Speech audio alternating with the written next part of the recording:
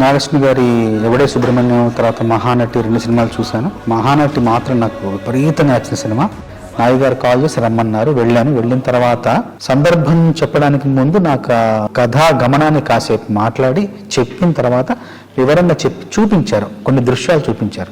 ఆ ఊరిని చూపిస్తూ కాశీలో జరిగే పరిణామాలు కావచ్చు, జరిగే మార్పులు కావచ్చు, జరిగే ఆ జీవన విధానాన్ని అంతా కళ్ళగట్టినట్టు చూపించారు. నాయుడు గారు కూడా స్పష్టంగా చెప్పారు ఏం కావాలి, ఆ సందర్భం యొక్క ఉద్దేశం ఏంటి, ఆ సందర్భంలో తను ఏం చెప్పాలనుకున్నారనేది చాలా స్పష్టంగా చెప్పారు. చెప్పిన తర్వాత నేను ఆ దృశ్యాన్ని మనసులో పెట్టుకుని వెళ్ళాను. వెళ్ళి ఒక 3 రోజులు శ్రమించి ఆ మొదటి 3 వాక్యాలు ఏదైతే క్లిష్టంగా ఉన్నాయో అది కేవలం ఒక గంట సమయంలో మొత్తం రాసేసి, మిగతా పాట ఇంకొక అరగంటలో రాసేసి మొత్తం 1.5 2 గంటల పాట మొత్తం పూర్తి చేశాను. ఆయన వెళ్ళి కలిసి పాట వినిపించాను.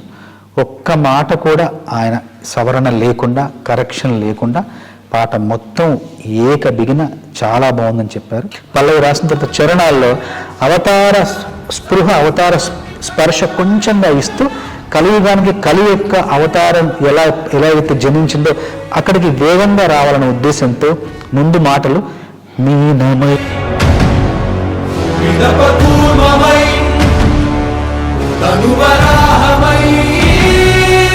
మనకు సాయమై ఎన్నో అద్భుతాలు సృష్టించి మనం పుట్టినప్పటి నుండి చూడలేని, నా జీవితంలో నేను పుట్టినప్పటి నుండి నేను సినిమాల్లో చూడలేని ఎన్నో అద్భుతాలు, ఎన్నో విచిత్రాలు ఈ సినిమాలో చూసే అవకాశం ఈ సినిమా ద్వారా నాకు లభించింది. నాకింత గొప్ప అవకాశాన్ని ఇచ్చిన నాగి గారికి, స్వప్న గారికి, దత్ గారికి మనస్ఫూర్తిగా ధన్యవాదాలు తెలియజేస్తాను.